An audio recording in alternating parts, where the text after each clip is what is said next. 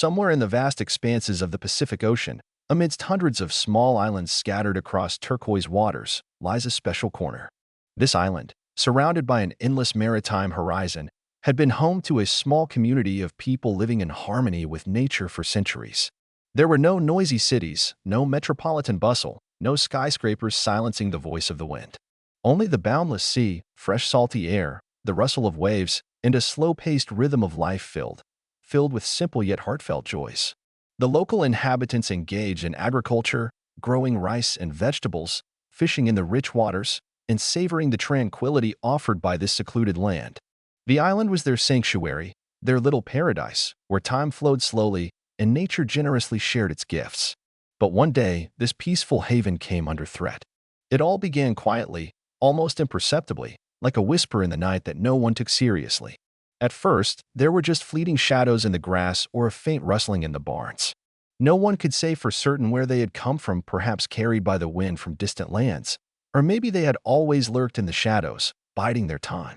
But soon it became clear, the island had been overrun by a veritable army of rodents. These small but incredibly cunning and agile creatures began multiplying rapidly, like a natural disaster impossible to contain. They infiltrated everywhere: fields, barns, homes, leaving destruction and chaos in their wake. The first to sound the alarm were the farmers. Among them was Takashi, a man whose family had worked this land for generations. Born and raised on the island, he knew every corner, every path, every stalk of rice in his fields. But now his world was crumbling. Each morning he discovered fresh signs of devastation: sacks of grain gnawed through, rice crops devoured at the root, and the food reserves he had so carefully gathered for his family dwindling at an alarming rate. In desperation, Takashi turned to the island's mayor, an elderly but wise man named Hiroshi, whose gray hair and calm gaze inspired hope even in the darkest times. Hiroshi listened to the farmer, furrowed his brow, and nodded. He understood that if no action were taken, the island faced catastrophe. Panic began to spread among the residents like wildfire through dry grass. People gathered in the squares, discussed the problem, and searched for solutions. They set traps, scattered bait, tried to scare the rodents away with smoke and loud noises, but it was all in vain. The rats seemed to mock their efforts.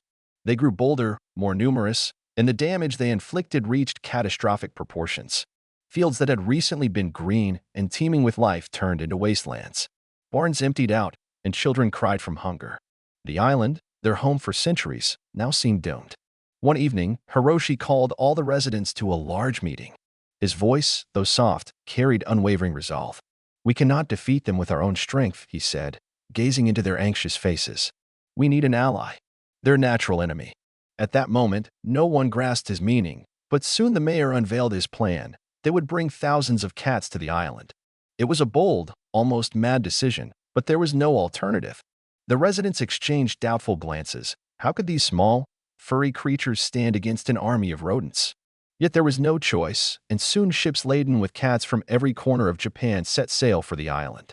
When the cats disembarked on the shore, the island held its breath in anticipation.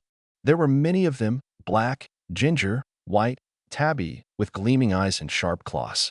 For the first few days, they acclimated, sniffing the grass, wandering the paths, exploring the unfamiliar terrain. The residents watched them with a mix of anxiety and hope. Then the hunt began.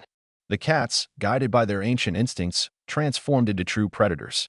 They stalked through the night, ambushed prey in the undergrowth, and struck with lightning speed. Their movements were graceful and merciless, and the results were swift. Within weeks, the rodents began to retreat. Where the patter of hundreds of tiny feet had once filled the air, silence now reigned. Months passed, and the island started to come back to life. Takashi, stepping out to his fields one morning, saw for the first time in ages that the rice was growing again and the sacks of grain in his barn remained untouched. The farmers, whose faces had been etched with despair, now smiled as they gazed upon their reclaimed lands. Food reserves no longer vanished overnight, and the storehouses ceased to be the rodents' plunder. The cats, these fluffy saviors, tirelessly patrolled the island, upholding the fragile balance they had restored. The residents, who had initially viewed Hiroshi's idea with skepticism, now looked upon the cats with gratitude and awe. Years went by, and the island transformed. 2 years after the cats' arrival, the rodents had all but vanished. But the cats didn't leave, they stayed, becoming an integral part of the island. The people began to care for them, building small shelters, feeding them, tending to them when they fell ill. In return, the cats continued their silent vigil, safeguarding the fields and homes. Gradually, a remarkable bond formed between the humans and the animals. Every family had their cat, no longer just a hunter, but a friend and companion. One such story belonged to Yuki, a young woman who worked at a small seaside cafe. One day, a cat began visiting her establishment, and she named it Emo. At first, Emo kept her distance, watching Yuki from afar with her large green eyes. But over time, she grew accustomed to the girl's kindness, drawing closer until she finally allowed herself to be petted. Emo became a regular at the cafe, greeting visitors and basking in the sun by the entrance. Stories like this cropped up all over the island. The cats blended so naturally into its life that imagining it without them became impossible. 8 years after the cats arrived, the island was officially declared free of rodents. It wasn't just a success, it was a miracle, one that echoed far beyond Japan's shores. Scientists who came to study the phenomenon confirmed that the cats had not only eradicated the pests but also helped the ecosystem recover. The fields yielded bountiful harvests once more, fish returned to the coastal waters, and the island's nature revived, as if drawing a deep, renewed breath. But one question lingered: what to do with the cats? Their mission was complete, but no one wanted them to leave. By then, the cats were no longer just a means of salvation, they had become the soul of the island. Their presence caught the attention of tourists who traveled from afar to see this astonishing place, dubbed the Kingdom of Cats. Special areas were built for visitors, where the cats could rest, play, and receive care from the locals. The island turned into a unique attraction, where humans and animals lived in harmony, respecting and supporting one another. The residents no longer saw the cats as mere hunters, they were their friends, protectors, guardians of their home. Thus concluded this incredible tale of how cats saved a small island from ruin. Their arrival not only altered the fate of this patch of land but also transformed the lives of its people, proving that even the most unexpected decisions can lead to miracles. Today, this island stands as a symbol of resilience, mutual aid, and unity with nature. Tourists who come here see more than just beautiful landscapes. They witness living proof of how people and animals can coexist, caring for one another.